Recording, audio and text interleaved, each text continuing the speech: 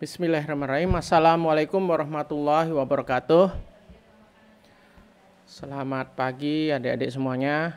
Ketemu lagi dengan saya ya. Kalau tidak salahnya tinggal 2 kali ya hari ini dan pekan depan dengan saya. Kemarin mohon maaf sempat harus diloncati dulu dengan Pak Dimas karena waktu itu kita kebetulan sedang koleksi cairan rumen di kandang belakang dan saya harus hadir di sana. Ya cukup lancar kecuali hari kedua ya enggak apa-apa, malah jadi makan-makan kita beli sapi satu karena ada kecelakaan dengan ternaknya. Ya biasa in vivo itu seperti itu, resikonya in vivo seperti itu. Oke, hari ini kita akan lanjutkan kuliah yang sebelumnya tentang tugas-tugas manajer. Nah sekarang kita udah mulai agak general ke pabriknya ya. Kita akan bicara tentang perencanaan dan pembiayaan. Kemudian kita pekan depan saya akan bicara sedikit tentang tips usaha, apa yang bisa menyebabkan usaha itu sukses ataupun gagal. Kebanyakan sih karena personnya sebenarnya personnya kurang cerdas, kurang pinter, kurang bisa melihat situasi. Nah di sini hari ini saya akan insya Allah bekali teori-teori. Ingat ini teori-teori ya. Prakteknya Anda harus lakukan. Teorinya kalau tidak dilakukan, tidak dipraktekkan ya sama saja ya. Prakteknya di mana? Nah kalau dalam level mahasiswa, praktek Anda untuk menjalankan teori-teori yang akan saya sampaikan di sini adalah Anda harus sering terjun ke masyarakat. Anda harus aktif di BSO ataupun kegiatan-kegiatan mahasiswa. Karena situ leadership Anda akan diasah ya. Bagaimana Anda handle masalah, bagaimana Anda menghadapi orang, bagaimana Anda mencoba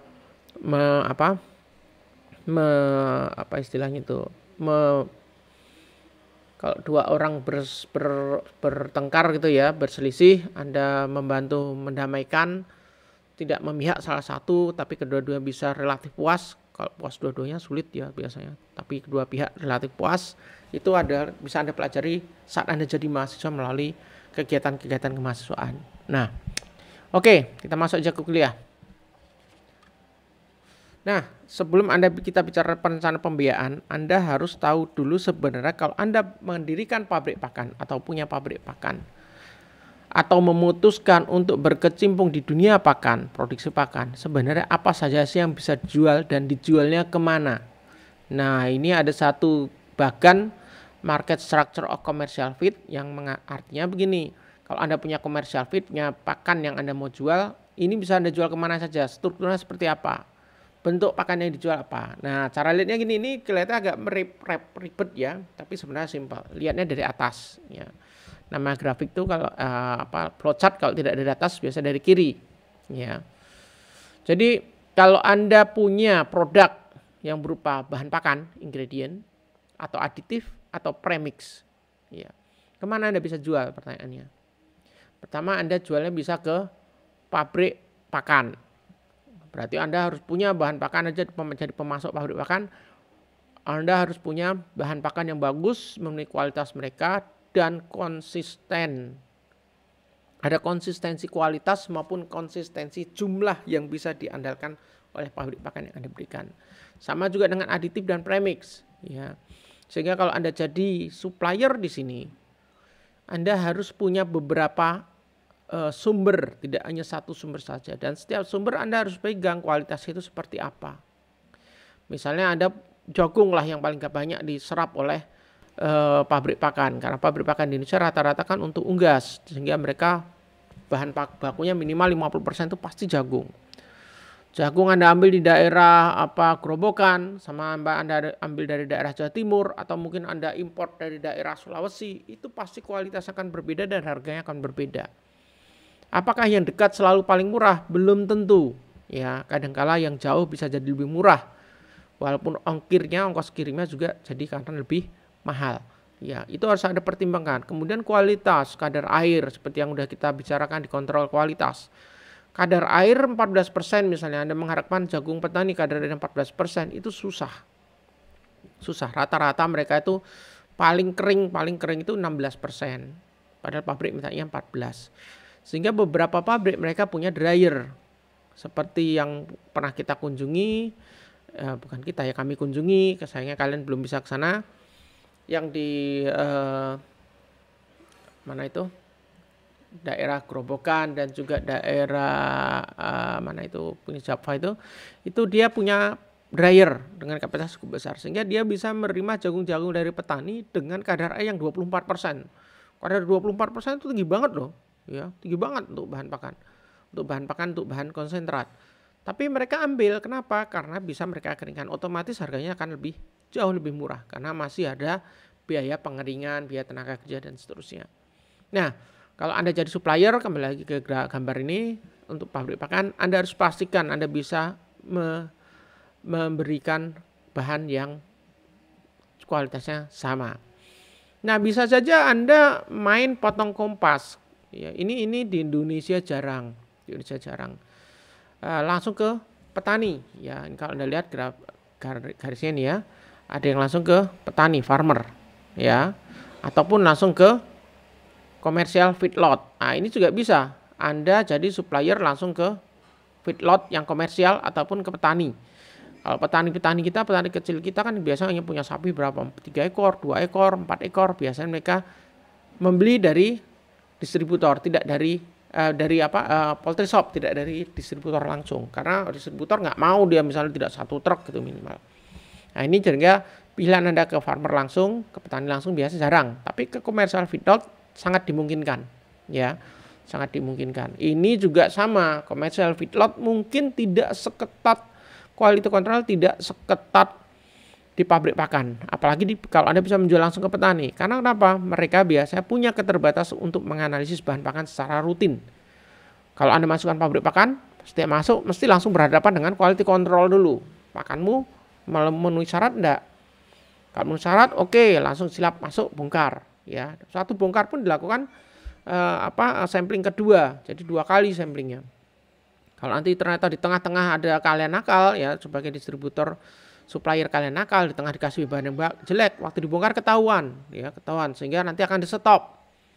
Hanya akan dibayarkan yang sudah dibongkar, yang belum dibongkar suruh bawa pulang, ya. Dan itu Anda akan jadi masuk blacklistnya mereka. Repot memang kalau pabrik pakan, tapi begitu Anda bisa pegang itu sebagai supplier pabrik pakan, wes gampang, ya, istilahnya uang itu rutin bisa masuk ke kantong Anda. Oke.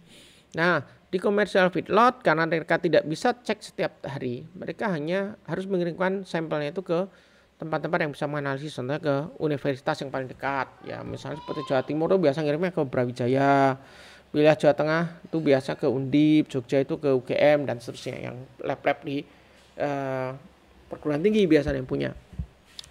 Atau juga ada lab swasta yang melakukan itu juga ada. Karena untuk proximat aja paling nggak 1 sampel 400 ribuan, jadi cukup mahal gitu ya, apalagi untuk peternak. Nah, sehingga mereka paling mengirimkannya mungkin 3 bulan bahkan setengah tahun sekali, ya. Nah, ini memang kita ya kalau yang supplier agak-agak nakal mainnya di sini, mereka berani kasih yang kurang bagus gitu. Tapi biasanya mereka juga mengambil harganya lebih murah gitu. Nah, kembali lagi ke atas, itu kalau ke komersial feedlot maupun farmer. Kalau bahan Anda ini yang dijual itu masuk ke pabrik pakan, nanti pabrik pakan akan memproduksi beberapa macam, ya, biasa berusaha konsentrat atau membuat premix, dia membuat premix dia dijual. Misalnya dulu namanya Nutrifit ya, Nutrifit itu dia buat premix dia jual, kemudian Cargill itu juga membuat premix yang dia jual, salah satu yang menggunakan premix Cargill itu yang saya tahu UPP Kaliurang membuat ambil premix dari Cargill. Kemudian juga Anda pabrik pakan bisa membuat complete feed, pakan komplit, ya. Kalau saya bilang complete feed, jangan dibayangkan complete feed itu hanya konsentrat campur hijauan, ya. Pakan unggas itu juga complete feed. Ya, ingat definisi complete feed adalah itu diberikan seperti itu sudah lengkap isinya. Sudah lengkap ya sesuai kebutuhan ternak. Kalau kita bicara unggas, ya itu sudah memenuhi kebutuhan unggas itu, artinya memang tidak ada seratnya, tidak ada hijauan. Tapi kalau complete feed untuk ruminansia harus ada hijauannya. Jadi BR gitu ya, kalau untuk broiler pakan BR itu complete feed. Ya, itu bukan pellet yang berupa complete feed yang bentuk pellet, ya. Ada juga kan BR yang satu gitu kan dia bentuknya masih mash. Itu bukan konsentrat, itu complete feed. Konsentrat itu apa? Konsentrat harus Anda tambahin sesuatu, harus Anda encerkan. Kalau diunggas paling sering dalam bentuk konsentrat itu pakan bebek biasanya. Karena nanti masih harus campurkan dedak, bekatul, tambahin air, tambahin kadang-kadang tambahin kalau daerah dekat laut ditambahi ikan yang kecil-kecil itu, yang ikan pecah perut itu untuk bebek ya. Kalau untuk ruminansia jelas konsentrat yang sering diberikan harus campur dengan hijauan, itu namanya konsentrat. Jadi konsentrat itu harus ditambahi sesuatu yang lain, bahan pakan lain, sedangkan complete feed sudah tinggal diberikan. Gitu. Jadi dari pabrik pakan ada 3 hasil pokok, dan ini bisa disimpan di gudang, kemudian dijual ke retailer ya, retailer gini ya, di retailer terutama termasuk juga poultry shop itu termasuk kita anggap sebagai retailer ya. Kemudian retailer ini jualnya ya tadi bahan complete feed, konsentrat, premix yang dari pabrik pakan, tapi dia juga bisa menjual ingredient. Ingredient ini tadi kelewat satu ya. Anda kalau sebagai supplier bisa juga langsung menjual ke retailer ya, bahan pakan Anda. Aditif, premix, ingredient Anda jual ke retailer. Nah, retailer ini mirip-mirip dengan farmer, dengan petani. Mereka tidak pernah menganalisis bahan pakan yang masuk ke mereka. Mereka percaya wae, ya. Dan tapi hati-hati, kalau saya berpesan suatu saat mungkin di antara teman-teman nanti ada yang jadi pengusaha bahan pakan. Itu bisnis besar loh. Jangan dikira wah ming bakulan jagung, jangan keliru. Kalau Anda bisa masukkan ke pabrik pakan atau ke retailer, itu bisnis besar itu. Jadi saya pesan aja, walaupun misalnya seperti di retailer Anda tahu detailnya bahwa mereka tidak menganalisis, di petani tidak menganalisis, komersial feedlot mereka juga tidak melakukan analisis secara rutin. Tetapi bisnis apapun yang Anda jalankan nanti, kalau prinsip saya, orang bisnis itu bukan jualan barang. Kalau di ekonomi kan ada bisnis itu jualannya itu ada jualan barang, ada jualan jasa, ya kan? Kalau bagi saya, ini pengalaman saya, apapun yang Anda jual, itu semua jualan jasa. Itu semua jualan. Saya jual bahan pakan, saya jual jasa. Jasa saya adalah menyediakan bahan pakan untuk yang membutuhkan. Namanya jasa berarti harus bisa dipercaya. Ya. Kalau Anda sudah menawarkan jasa Anda ke orang, bantuan Anda membantu orang, tapi bantunya itu ngapusi, pasti orang tidak akan lagi mau menerima jasa Anda. Dia tidak akan mengambil lagi pakan Anda. Jadi jualan, jadi bisnismen itu adalah jualan kepercayaan. Ini yang sekarang banyak yang mengabaikan. Begitu uang mudah masuk, akhirnya orientasinya berubah. Mendapatkan uang sebanyak-banyaknya. Ya, hati-hati. Kalau Anda sudah seperti itu, uang Anda dapat, barokah belum tentu. Ya, ini saya dulu diajari oleh mentor saya, Prof. Ali Agus. Saya S1 itu beliau adalah mentor saya. Beliau bilang, kalau bekerja itu jangan diniatkan mencari uang, tapi niatkanlah ibadah. Mulai kalau muslim mulai dengan bismillah. Begitu Anda niatkan ibadah, uang pasti dapat, barokah pasti dapat. Tapi kalau diniatkan dapat uang, cari uang, uang dapat, barokah belum tentu. Ya, tidak ada sesuatu di uang itu yang membuat uang itu jadi bermakna. Nah, kalau Anda sudah beranak istri, diberikan ke anaknya jadi anak yang soleh, anak solehah, seperti itu. Wah, kok malah jadi pengajian. Oke, balik kemari. Ya, jadi intinya saya cuma pesan jujurlah. Ya, apapun bisnis Anda besok. Oke, balik kemari. Oke, saya dari retailer menjual complete feed, konsentrat, ingredient, aditif, premix. Dia biasa pasarnya pasti ke petani, ya, ke petani. Karena jarang retailer itu masuk ke commercial feedlot. Ya, commercial feedlot mesti dia potong kompas mencari ke distributor. Nah, kenapa ini ditunjukkan? Karena ini salah satu yang harus Anda pahami sebelum Anda memulai bisnis Anda. Mau saya jual kemana pakan itu? Pakan apa saja yang bisa saya tawarkan ke mereka? Itu ya. Nah, kalau kita bicara dari sisi ekonomi ini nyerempet sedikit ke sosek ya, tapi nggak usah jauh-jauh karena bidang kita pakan sebenarnya. Saat kita mau memulai suatu pabrik pasti ada yang namanya fixed cost, ada variable cost. Fixed cost itu biaya yang tetap, sedangkan variable cost biaya yang bervariasi. Biaya tetap adalah contohnya depresiasi. Anda punya bangunan pasti menurun harga bangunannya.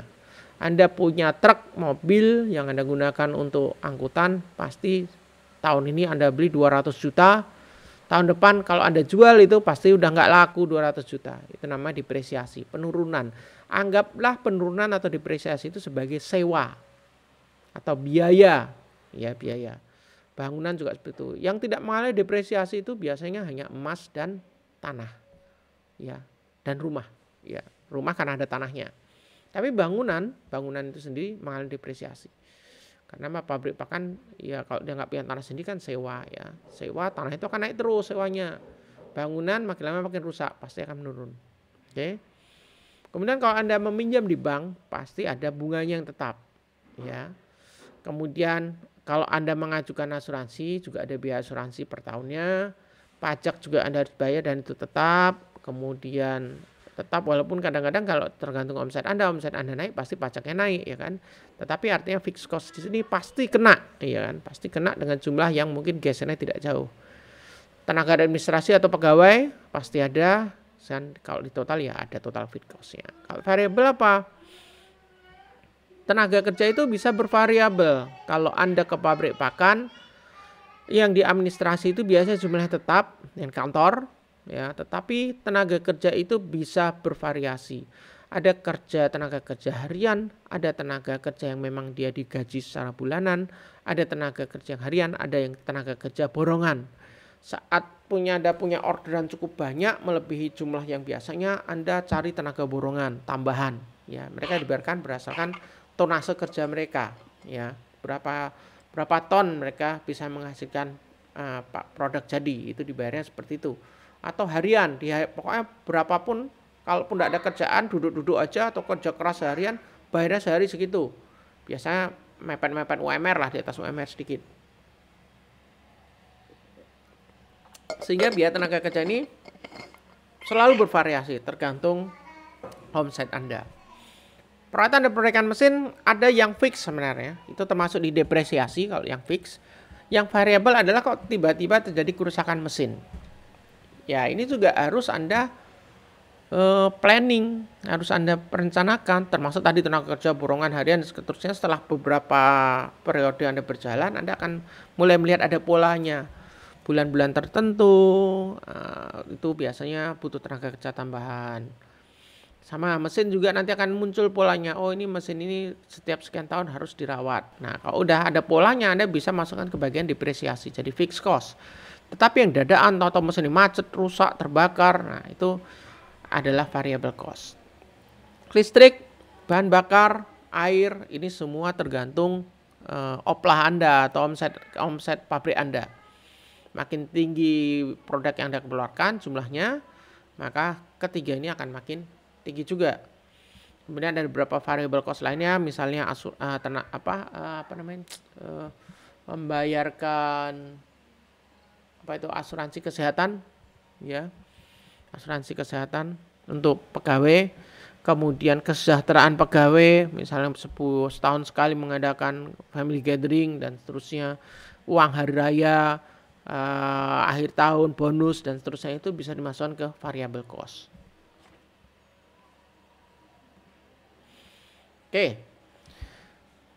Saat Anda memproduksi pakan, Anda harus juga bisa mengira-ngira sebenarnya dari biaya produksi itu yang paling banyak itu mana. Ini adalah berdasarkan persentase, perkiraan, ya. Jelas ingredient atau bahan pakan itu paling tinggi, bisa mencapai 75% biaya produksi. Oke. Ini biaya produksi ya, bukan termasuk biaya infrastruktur, ya. Fasilitasnya tidak termasuk, ya. Jadi ini hanya khusus biaya untuk memproduksi pakannya. Kita tidak menghitung machinery-nya, tidak menghitung gedungnya, tenaga kerjanya gitu ya. Tapi hanya biaya khusus biaya untuk memproduksi pakan. Jadi dalam pembiayaan produksi pakan, bahan pakan menempati yang paling tinggi, bisa sampai 75%. Nah, transport ini kalau di perusahaan-perusahaan besar mereka berusaha memotongnya dengan cara mereka tidak lagi mengantarkan bahan pakan. Jadi bahan pakan itu tidak mengantar lagi pakan jadi. Bahan pakan datang dengan truk supplier. Kemudian pakan jadi diambil oleh pembeli dengan truk yang mereka sediakan, yang disediakan oleh pembeli. Jadi transport di dalam pabrik pakan besar ini hanya meliputi transport di dalam pabrik. Ya, jadi truk-truk yang berputar dalam pabrik, bergerak dalam pabrik, atau forklift ya, itu semuanya yang masuk di transport hanya sekitar 10% lah. Bahkan kadang-kadang dengan cara seperti itu bisa kurang dari 10%. Tetapi perusahaan-perusahaan yang medium dan kecil, mereka biasanya berusaha mengambil ke hati konsumen dengan cara diantarkanlah, enggak apa-apa kami yang antarkan. Ya, tidak ada biaya antar kalau jumlah pembelinya sekian. Nah, triknya kan seperti itu. Anda beli sedikit, ambil sendiri, bayar biaya transport. Anda ambil banyak, saya gratiskan. Itu kan daya tariknya sehingga orang mengambil dalam jumlah yang besar. Itu. Kemudian biaya fabrikasinya, biaya produksinya di pabrik itu sekitar 6-10%. Penjualan ini tergantung Anda pakai iklan apa tidak. Ya, kadang-kadang itu bisa di atas 10% juga ya kalau pabrik iklannya cukup besar. Tapi coba Anda amati iklan-iklan di televisi, di media sosial, koran, ya pokoknya semua media. Banyakkah Anda melihat iklan pabrik ikan pakan? Ya, iklan pakan sangat sedikit sekali jumlahnya. Ya. Dan itu dari mana penjualan? Dan 10% bisa sampai 10% mana? Mereka punya yang namanya sales. Pabrik-pabrik pakan itu punya yang namanya sales. Sales ini setiap kali mereka mencapai target-target tertentu, mereka mendapatkan bonus. Disinilah dimasukkan biaya penjualan. Ya. Dan ada juga beberapa sales pakan yang menggunakan trik seperti sales medical representative atau sales obat. Sales obat itu kan kadang-kadang mau dokternya apa? Dokter butuh apa dok? Terus saya ingin itu ya, anak saya butuh motor ya. Dibelikan sama sales. Itu masuk di biaya penjualan. Ya, beberapa dari teman-teman sales di dunia pakan sudah mulai juga melakukan seperti ini. Ya, apa yang dibutuhkan penjual? Butuh apa pak? Wah ini saya butuh untuk transport nih. Oke pak, nanti coba majukan kredit pak, nanti kita bantu. Nah, mungkin tidak seperti kalau yang medical representative berani keluarkan bisa sampai 50 juta untuk satu orang dokter. Ya, agar dia mau beli obatnya, langganan obat dia. Tapi kalau di penjualan pabrik pakan tidak sebesar itu operasinya. Kemudian administrasi, ya. Administrasi itu kan termasuk nanti pencatatan kualitasnya seperti apa, sampling bahan pakan setiap batch, kemudian dicatat datanya, kemudian di-compile data-datanya sehingga nanti kalau ada komplain ke depan karena peternak menganggap bahan pakannya nggak bagus atau pakannya nggak bagus, bisa di cross check di batch yang sudah diambil sampelnya di mana toh. Nah ini bagian administrasi untuk menyimpan sampelnya, memilah sampelnya, memberi catatan-catatan pada sampelnya. Kemudian juga gross margin, ya ini adalah margin yang diperkirakan keuntungan yang diperkirakan didapat ya secara kasar, tapi sebenarnya keuntungannya akan lebih dari itu ya. Jadi ini hanya perkiraan kasar saja, minimal kita dapat sekian lah gitu. Ini jaga-jaga supaya kalau ada kerusakan bahan pakan, gross margin ini akan menutupi kekurangannya itu. Jadi misalnya sebagian pakan tidak laku terjual. Nah, ini artinya gampangannya apa ya gross margin? Harga dinaikkan 3-8%. Sehingga kalaupun ada bahan pakan yang tidak laku, itu ya harapannya tidak di atas itu, tidak sampai 10% lebih yang tidak laku. Tapi masih ketutup dengan gross marginnya ini.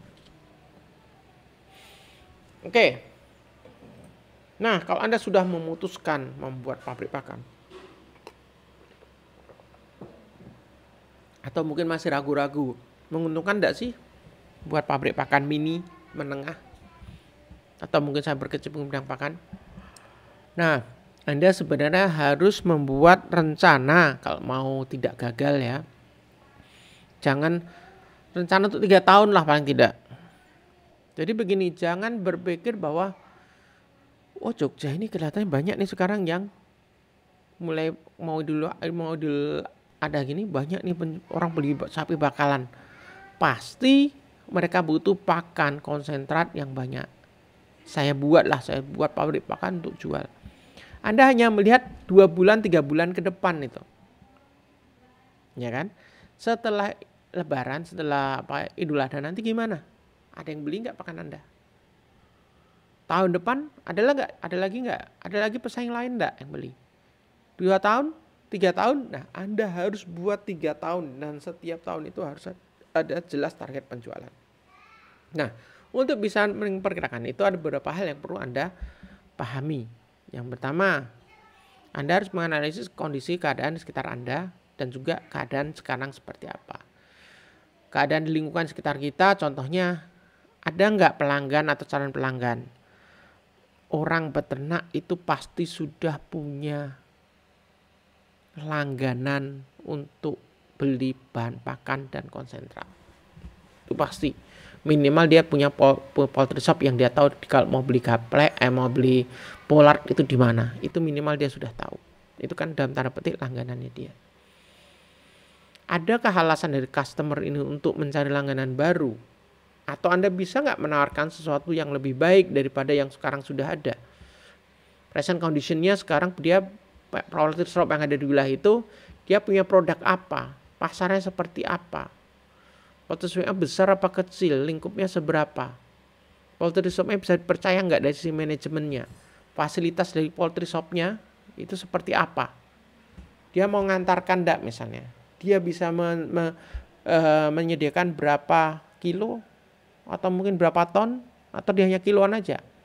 Ya, kira-kira dari poultry shop itu tingkat kesukaan peternak itu pada poultry shop seperti apa? Saya pokoknya nggak mau pindah itu udah sepak banget. Wah, kalau Anda punya persaingan seperti itu, present conditionnya seperti itu susah, ya. Nah, sehingga Anda harus lihat, kalau misalnya seperti itu Anda harus lihat itu kekuatan. Jadi bisa jadi itu kekuatan saingan Anda, tapi pasti ada kelemahannya. Ya namanya keseimbangan itu kalau ada sesuatu yang kuat pasti ada yang lemah, ya. Masalah apa yang sering muncul di situ Anda bisa gali, gitu. Nah, kalau Anda sudah tahu itu, Anda bisa baru mulai membuat mengembangkan suatu tujuan, gitu. Jadi kalau dari itu dari sisi kondisi yang sekarang, ya kan. Kalau dari kondisi yang lingkungan tadi customer kan loncat juga ke present conditionnya. Kemudian customer Anda lihat lingkungan di sekitar Anda itu atau wilayah yang mau Anda dirikan pabrik pakan itu, ada nggak produk-produk tertentu yang mereka inginkan? Sekarang beberapa peternak, contohnya peternak ruminansia ya, itu ingin bisa beli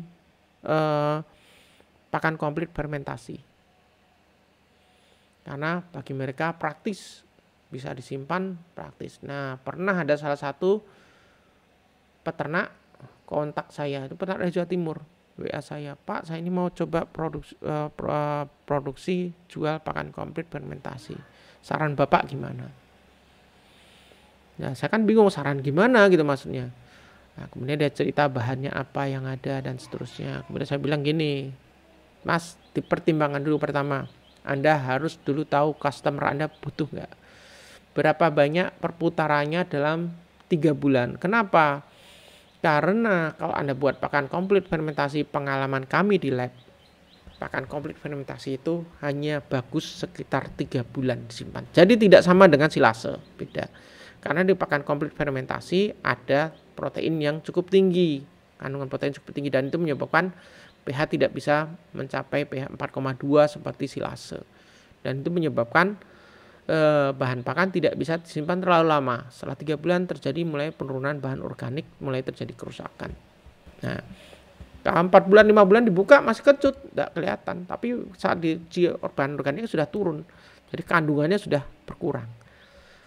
Bisa nggak dalam 3 bulan itu semua perputaran itu laku, ya kan? Terus dia baru, saya kira itu bisa tahan-tahunan. Yang bisa tahan-tahunan itu adalah silase selama belum dibuka, ya. Nah, kemudian dia mulai mempertimbangkan itu. Jadi permintaan di sekitar itu harus dia lihat dulu. Kemudian teknologi dia udah kuasai belum, ya. Sekarang ada teknologi membuat pelet, teknologi membuat pakan fermentasi, kemudian teknologi membuat dengan starter, ya, menggunakan mikroba tertentu yang dicampurkan di pakan, ya, seperti SBP saus burger pakan punya Pak Ali Agus. Nah, itu semua merupakan teknologi-teknologi yang harus dikuasai kalau mau bersaing, kalau mau punya pabrik pakan yang lebih baik daripada yang ada sekarang, ya. Kemudian Anda juga lihat berapa banyak sih pesaing Anda di sekitar situ. Kondisi ekonomi seperti apa sekarang, ya. Kondisi misalnya sekarang tahun lalu itu begitu pandemi, peternak anjlok semua. Peternak punya kambing nggak bisa makani, mau dilepas nggak bisa, nggak ada pabrik, nggak ada tukang sate yang beli. Yang dulu tukang sate itu warung sate biasa 3 ekor, nyembelihnya seekor lah habis saja udah untung mereka. Ya, tukang sate langganan saya itu yang dekat terminal lama itu, kalau cerita itu kalau sambil nunggu biasa cerita. Biasanya tuh dulu sebelum pandemi 3 ekor. Sekarang Mas habis 1 ekor aja sudah beruntung Mas. Jadi sekarang udah mulai naik lagi, sudah mulai membaik, tapi ya belum kembali seperti semula. Ya. Kemudian kondisi politik, ya kebijakan-kebijakan politik yang terkait peternakan, misalnya tidak boleh impor jagung. Misalnya mau impor sapi, Anda harus punya punya kuotanya dulu dan seterusnya, izinnya itu Anda harus pahami. Oke. Nah, di sini Anda bisa melihat opportunitiesnya, kesempatannya, kemudian apa ancamannya dan juga resiko-resikonya. Nah, setelah ini dari sini Anda bisa mulai mendevelop tujuan Anda. Tujuan penjualannya seperti apa, keuntungannya kayak apa, produk yang mau Anda buat seperti apa, perlu nggak ada mengajak teman Anda market share, atau mungkin Anda lebih menguntungkan kadang-kadang membeli brand yang sudah ada kemudian diakuisisi. Ya, kalau ada brand yang sudah, contohnya ada pabrik pakan mini yang kolaps tidak terpakai, mungkin alatnya bisa Anda beli, tempatnya bisa Anda sewa, Anda produksi di situ, dan yang jelas Anda harus tunjuk manajer yang bagus. Ya, kalau Anda menunjuk diri Anda sendiri, pastikan Anda juga punya qualify yang bagus.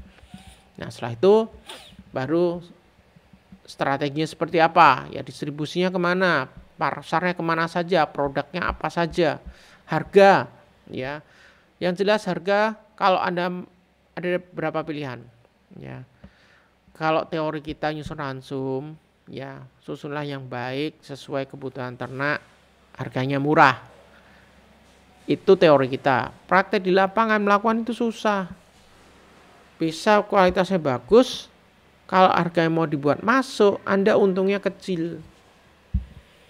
Ya. Mau dibuat Anda dapat untung, harganya terlalu tinggi bagi peternak. Peternak nggak akan beli. Ya. Peternak yang pertama dilihat apa? Dia melihat pakan, ada konsentrat bermacam-macam. Mesti pertama yang dilihat apa? Yang paling murah mana? Itu peternak kita. Paling murah mana? Sama seperti Anda ada masuk ke warung, lihat daftar menu. Ya. Anda lihat dari kiri apa dari kanan? Anda baca seperti orang Arab, dari kanan lihat harganya dulu, baru lihat menunya, ya kan? Peternak kita juga gitu, harganya paling murah mana? Dengan harga itu mana yang paling banyak? Sehingga mereka seringkali tertipu membeli konsentrat yang banyak penyubalnya, konsentrat yang dicampur dengan tongkol jagung yang digiling halus, atau mungkin sekam yang digiling halus. Kelihatan besar, karungnya lebih besar, ya. Kiloannya sama-sama 50 kilo tapi lebih rowo. Peternak mantep itu kalau begitu. Karena dia kasih pakan ke ternak, hitungannya adalah berapa gayung, bukan berapa kilo. Ya. Padahal itu kualitas nutrien lebih rendah. Sehingga banyak pabrik pakan, terutama pabrik pakan untuk ruminansia, mereka memberi pakan itu beberapa kualitas A, B, dan C. Seperti Nutrifit misalnya, ya contohnya. Dia untuk sapi potong ada 3 grade, untuk sapi perah juga ada 3 grade, ya. Grade yang paling jelas adalah protein, kandungan proteinnya. Oke, kandungan protein pakannya kan berbeda. Makin mahal ya makin tinggi. Dan itu peternak sudah bisa langsung lihat, loh ini kenapa 5? Oh ini PK-nya tinggi nih 18 Mas. Yang itu yang murah PK-nya cuma 14. Mau pilih yang mana? Atau sering-sering aja ambil yang 16. Nah, 16 tengah-tengah. Jadi kadang-kadang Anda harus membuat stratifikasi konsumen. Ya, ada harga yang berbeda untuk konsumen yang berbeda. Oke. Jadi pricingnya termasuk di situ. Kemudian Anda juga pertimbangan investmentnya Anda berapa. Perlu tidak minjem uang ke bank. Kalau minjem tanggungannya apa? Kira-kira berani nggak kembalikannya berapa lama? Ya, kemudian Anda yang terakhir baru memilih personel yang bisa Anda andalkan. Nah, ini strategi ini ya harus Anda buat untuk paling tidak 3 tahun. Jadi kalau sewa lahan ya paling 3 tahun. Sewa ruang gedungnya 3 tahun, ya. Nah, sehingga tidak rugi. Termasuk pasarnya mau dijual kemana aja. Nah, ini salah satu hal yang penting yang harus Anda kuasai saat Anda mau jualan apapun. Tidak hanya bahan pakan. Anda harus bisa menganalisis pasar. bahan pakan yang saya jual laku enggak. Jadi contohnya ada bulat, lihat kalau dari sisi pakan, sekarang populasi ternak seperti ini gimana, prediksi ke depan gimana.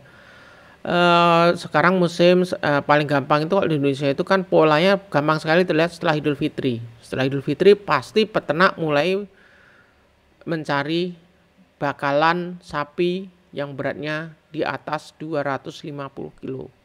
250-300 kilo itu pasti dicari. Anda punya sapi beratnya 200 kiloan, 150 kilo nggak akan laku sekarang. Tapi yang 250-300 kilo akan laku. Kenapa? Karena dalam 2 bulan 3 bulan ini mereka akan dipush sehingga ternak itu nanti beratnya di atas 350 kilo. Syukur-syukur 400-500 kalau pakannya bagus. Dan itulah kisaran berat yang dicari oleh konsumen saat Idul Raya Kurban. Nah, ini seperti ini contoh yang paling gampang untuk melihat konsentrasi populasi seperti apa kondisi sekarang, 2-3 bulan ke depan seperti apa. Ya, Anda harus bisa lakukan prediksi ini selama setahun dan juga 3 tahun karena nanti membuat plannya kan 3 tahun. Kemudian tren permintaan jenis pakan juga Anda harus pahami ya. Salah satu kakak senior Anda, kalau nggak salah nama Handoko, saya lupa angkatan berapa. Dia melihat waktu itu saya ngobrol-ngobrol waktu ada pelatihan di kampus ya. Loh ini kan kata adik kelas kemarin ngobrol. Tanya bisnis semua apa sekali. Dia cerita bisnis saya di kelompok ternak tapi saya nggak punya kambing. Dia kelompok kambing domba tapi nggak punya ternak. Loh kok iso malu kelompok? Saya menyediakan pakan mereka Pak. Loh pakan apa nggak sediakan? Jadi dia punya dia dapat izin untuk mengolah potongan rumput lapangan. Jadi lapangan sepak bola gitu ya, lapangan sepak bola Bantul. Itu dia bisa membuat network sehingga itu kan rumput lapangan bola itu setiap 3 hari, 2-3 hari mesti dipotong. Sehingga seminggu itu paling enggak 2 kali dia dipotongnya. Nah, bayangin lapangan bola itu sekali dipotong rumputnya berapa banyak. Ya. Itu dia ambil, dulu itu dibuang sama dia ambil. Dan dia hanya bayar 50.000 sekali ngambil. Murah banget, 50.000 menggunakan kayak iseng Joko. Dia ambil, artinya itu enggak beli sebenarnya. Kemudian dia buat pakan fermentasi, pakan komplit fermentasi. Dia menyediakan tong-tong yang 100 liter itu. Dia cerita satu lapangan rumput itu, lapangan sepak bola itu bisa sampai 20 tong jadinya. Paling enggak 20 tong pakan komplit fermentasi. Sudah nanti dia tinggal itu, peternak datang, belinya adalah dia buat tong kosong, ditukar. Jadi seperti orang beli galon, sampai orang beli gas. Udah bisnisnya seperti itu. Dan berjalan. Ya. Karena dia bisa melihat tren permintaan jenis pakan. Peternak mulai, sekarang banyak peternak pemula terutama, terkepincut dengan istilah bisa beternak tanpa ngarit. Nah itu hati-hati ya. Kalau udah beternak itu ya harus ngarit. Nggak mungkin beternak sapi, kambing, domba, ruminansia ya nggak ngarit. Kalau beternak tanpa ngarit ya ternak ayam. Ya, pasti ngarit. Kalau Anda mengandalkan beli, untungnya tipis. Ngarit itu artinya punya kebun rumput atau wilayah yang dikuasai untuk ditanami rumput sehingga kita punya produksi rumput sendiri. Nah kemudian Anda harus lihat juga pasarnya itu pakan yang mau Anda produksi itu sudah tercukupi belum di situ. Paling gampang lah di poultry shop. Poultry shop itu berapa banyak sih habisnya sebulan? Tanya-tanya aja gitu kan. Pura-pura mau beli gitu. Habis gini, wah kita selalu kekurangan ya Pak. Mas, susah cari bahannya. Nah ini potensi nih. Ya kalau udah selalu kelebihan sampai ada nggak laku, ya berarti nggak ada potensi pasar situ. Cari apa yang potensi yang dia minus, itulah potensi pasar. Kemudian juga, nah ini yang berat ini nomor 4 ini, jenis bahan baku yang tersedia. Kalau Anda belajar BPFR kemarin gampang di atas kertas, di komputer ya. Tinggal nyari di internet bahan bakunya. Buatlah bahan pakan dengan PK 14%. Silakan menggunakan 3 bahan sumber energi, 3 macam bahan sumber protein gitu kan. Bahan sumber energi protein Anda cari di mana? Di internet teorinya. Nah, sekarang lakukan itu di lapangan. Mencari bahan baku sumber energi relatif mudah. Mencari bahan baku sumber protein setengah mati.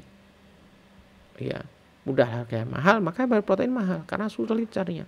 Ya, biasanya impor dari daerah lain, maksudnya bukan dari luar negeri, impor dari daerah lain. Pak, bisa pakai bunggil sawit. Bunggil sawit itu produksi mana? Sawit itu mana produksi? Jawa ada sawit produksi, nggak ada. Anda harus ambil dari supplier. Supplier ambil dari mana? Dari Sumatera sama dari Kalimantan. Nah, itu contohnya. Ya, kan bunggil sawit murah, iya, tapi itu kan harus dari luar. Itu Pak, ampas pir ngetren. Ampas pir produksi mana? Kalau di wilayah Jogja ada? Nggak ada. Ada dijual, ada yang supplier menyediakan, tetapi diambil dari mana? Dari Surabaya dan dari Jakarta yang ada pabrik bir di sana. Ya, kemudian juga ya yang lain seperti itu. Anda harus punya supplier yang siap menyediakan bahan yang Anda minta. Ya, makanya jadi supplier itu juga termasuk pekerjaan yang luar biasa. Kemudian tren produksi bahan baku. Nah, trennya bahan apa yang diminta? Ini mirip permintaan jenis pakan ya. Bahan bakunya trennya seperti apa? Kalau tren produksi bahan baku, artinya setiap tahun Anda harus tahu, oh bulan-bulan ini banyak gaplek harga murah. Bisa nggak saya stok gaplek? Bulan-bulan ini jagung produksi banyak, produksi raya. Berarti jagung murah. Bulan-bulan ini mesti ada panen padi, berarti kemungkinan katul juga akan lebih murah harganya. Nah, tren produksi bahan baku ini kalau Anda sudah hafal dalam 1 tahun, Anda bisa mulai menyetok, membeli pada saat dia banyak. Dengan catatan bahan baku yang Anda simpan itu juga bagus kualitasnya dan awet simpan. Ya. Anda mau nyimpen katul setahun, rugi, mesti rusak karena katul gampang tengi misalnya begitu. Kemudian perlu Anda pertimbangkan juga ingredient-ingredient lain, bahan-bahan lain, suplemen, aditif, ya, kemudian mineral, vitamin, bisa nggak tersedia, ya. Nah, ini sebenarnya kembali yang di depan tadi ya. Jadi kalau yang tadi yang flowchart tadi, jadi kalau produksi pakan mau sudah Anda siap semua, Anda perencanaan produksi pakan, Anda buat studi kelayakan yang 3 tahun tadi, ya kan? Potensi pasar tadi saya sudah ada di depan. Kemudian, nah ini skala usahanya mau seberapa banyak, Anda harus bisa menghitung. Saya kira-kira sebulan dengan potensi pasar seperti ini, saya butuh produksi 20 ton per hari. Tarik mundur 20 ton per hari, berarti kalau saya produksi pakan ayam, separuhnya 10 ton pasti jagung. Bisa nggak dapat jagung? Berarti apakah saya harus stok 10 ton setiap hari? Tidak, Anda harus punya stok paling tidak untuk seminggu. Berarti Anda harus punya gudang hanya untuk jagung, itu 70 ton. Ini dengan kapasitas produksi 20 ton ya. 10 ton jagung per hari, Anda harus punya 70 ton untuk jagung. Wis gede toh, wis akeh. Belum lagi bahan-bahan yang lain. Ya, masing-masing juga harus bisa bertahan selama 7 hari. Itu minimal 7 hari ya. Nah, kemudian nanti dari situ Anda baru menghitung lokasinya, berarti saya butuh lokasi untuk gudang sekian. Duitnya berapa sih nyewa sekian lahan, mendirikan tempat penyimpanan, silo-silonya gitu kan. Atau bagaimana nyimpannya, gudangnya, pergudangannya, itu termasuk di finansial di sarana prasarananya ya. Kemudian setelah saya memutus tempat, saya sudah kira-kira berapa modal yang saya butuhkan. Saya butuh supplier yang bisa saya percaya. Ya, biasa nanti supplier datang sini menawarkan. Nah, Anda yang harus hati-hati. Mereka akan menawarkan sampel. Anda harus lihat sampelnya yang dikirim juga harus sesuai dengan yang ditawarkan. Setelah itu, ya paling terakhir sebelum mendirikan pabrik, Anda harus lihat jenis dan mesinnya sesuaikan dengan kapasitas produksi Anda. Ya, kalau Anda 20 ton berarti Anda harus pakai apa? Apakah saya cukup menggunakan mesin-mesin buatan lokal yang dalam tanda petik handmade dari bengkel-bengkel las, atau saya memang harus mengimpor mesin-mesin skala besar yang dari Belanda atau dari Jerman atau mungkin dari Amerika ya. Itu Anda sesuaikan dengan skala usaha dan juga tentu finansial atau modal Anda.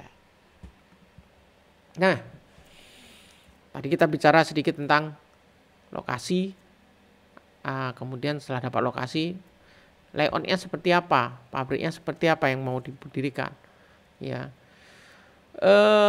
ada hubungannya antara layout dan desain dengan keuntungan, efisiensi, dan juga kualitas yang diproduksi, juga dengan investasi bahan biaya. Ya, jadi contohnya begini.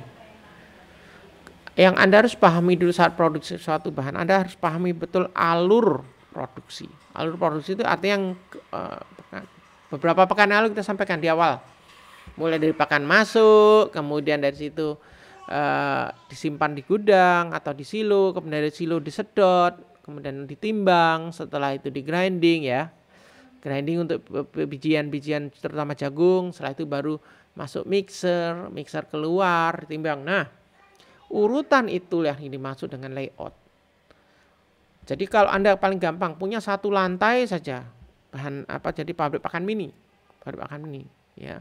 Kalau yang kemarin di kuliah pertama kita sudah saya tunjukkan pabrik pakan besar biasa dalam bentuk seperti ini gambarnya. Nah, yang dalam ini yang putih ini, bangunan putih 2 ini di dalamnya per lantai itu adalah setiap step dari alur produksi. Paling atas adalah input, weighing, kemudian di bawahnya grinding untuk jagung, kemudian di bawahnya mixing dan seterusnya. Mixing, kemudian setelah mixing, kalau mesin pelletizernya di bawahnya lagi, kemudian di bawah bagging off dan keluar ya. Kalau ini di beberapa lantai, tapi kalau satu lantai, Anda juga harus membuat urutan alat-alatnya itu sesuai dengan alur produksi supaya efisien. Jadi dari gudang misalnya di sini gudang bahan pakan, berarti di antara gudang bahan pakan dengan mixer itu harus ada timbangan dulu. Tadi diambil dari pakan, pegawai Anda pakai gancu atau pakai geledekan itu bawa bahan pakan, ditimbang dulu. Oke. Setelah ditimbang, ada grinder untuk jagung misalnya. Setelah digiling grinder baru masuk ke mixer. Jadi urutannya begitu. Jangan di mixer ditaruh dekat gudang pakan, timbangannya di sebelah sini. Jadi orang harus lewati mixer dulu, nimbang dulu, balik lagi, grinding lagi. Jadi wirawiri loh. Jadi urutannya harus sekuensinya kelihatan. Nah setelah dari mixer keluar, baru dibawa lagi ke tempat pengarungan. Setelah pengarungan di sebelah sini adalah gudang pakan jadi.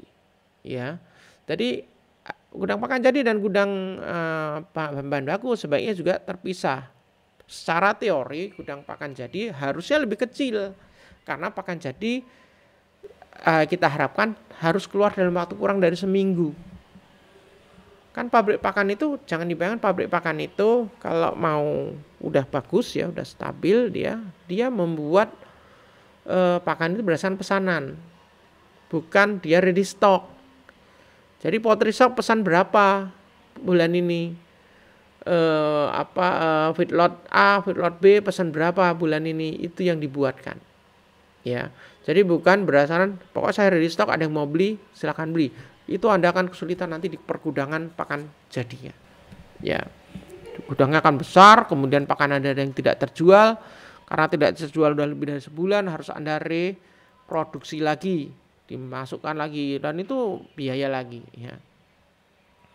Kemudian juga ya kalau pabrik pakan yang besar kan Anda lihat kan keren-keren, dilihat aja dari depan, wah sudah di jalan dah kelihatan bagus itu penampilan luarnya.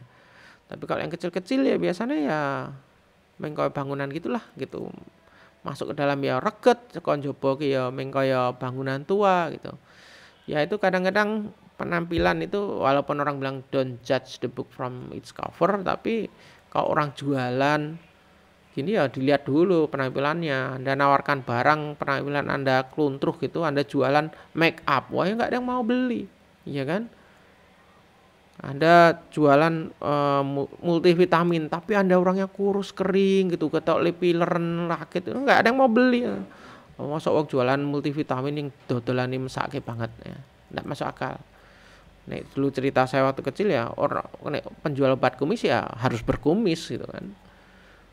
Walaupun penjual telur nggak harus bertelur sih, tapi penjual obat kumis ya harus berkumis, menunjukkan bahwa kumis dia lebat karena obatnya itu. Jadi memang harus penampilan luar itu harus meyakinkan. Ya. Oke, lokasi dipilih. Nah, lokasi ini juga saya cerita sedikit. Ini tahun 2006 Jogja ada gempa. Seberapa hari sebelum itu lapindo jeblok ya. Anda tahu ya lumpur lapindo ya.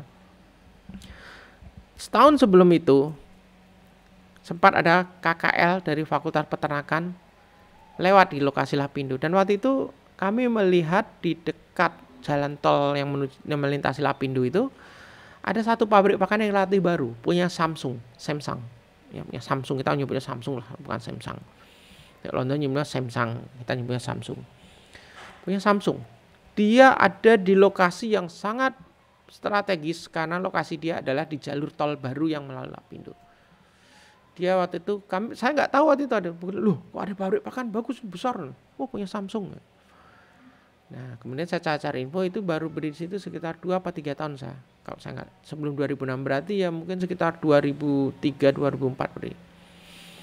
Nah begitu 2006 lapindo jeblok, keluar lumpurnya, jalur tolnya itu terputus, lokasi situ tempatnya itu dekat industri kulit ya, apa namanya industri kulit di daerah situ tuh, itu juga itu hancur industri kulitnya ya, karena orang untuk menuju lokasi itu ya mentok notok habis, harus balik lagi, dan itu baliknya namanya jalan tol, baliknya kan ya jauh.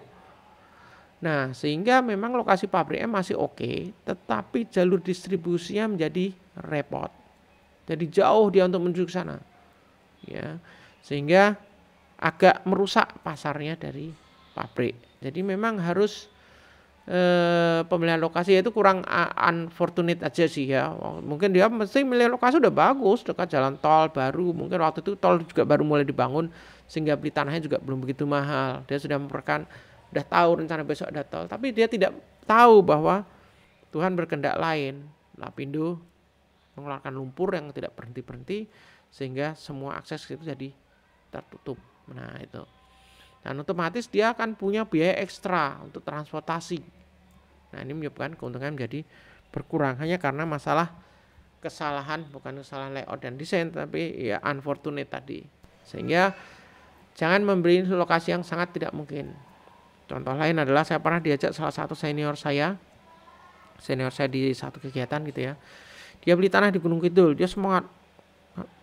No, kamu kan ini dosen peternak, ayo tak ajak lihat tanah saya beli di Gunung Kidul, mau saya dirikan kandang sapi. Saya diajak ke sana. Begitu lihat saya posisi tempatnya, itu ya menurut saya kurang strategis. Pertama kurang besar, kedua terlalu dekat ke jalan. Sehingga apa? Kalau jenengan mau buat di sini, pastikan salah satu keamanan ya. Loh, sapi itu gimana nyolong? Loh, jangan salah, sapi itu bisa masuk call box ya, bisa masuk ke box tutup. Kalau di daerah Gunung Kidul pencuri sapi itu bawa mobil, bawa box tutup itu, sapi dimasukkan situ, dan mereka mesti yang diincar mesti yang dekat dengan jalan. Jadi harus hati-hati ya. Dan ada hal-hal yang menyebabkan saya bilang saya tidak menyarankan untuk peternakan, kurang bagus. Kalau untuk pertanian mungkin oke ya, akses air dan segala macam juga kurang. Nah juga itu kalau dipaksakan di situ, biaya yang dikeluarkan akan tinggi, keuntungannya mungkin malah tidak ada. Oke, saya kira dari saya itu cukup dulu. Monggo silahkan, ada yang mau ditanyakan atau didiskusikan. Saya Pak. Oke, silakan, siapa yang tanya nih? Oke, nama saya Muhammad Tahmid. Oh Tahmid, silakan. Terima kasih atas penjelasan kuliahnya. Jadi saya ingin bertanya tentang sebenarnya. Nah, bagi supplier bahan baku di masyarakat, itu biasanya lebih pilih jual ke feed mill yang ribet, yang besar itu, atau ke komersil feed mill kecil yang lebih simpel, Pak?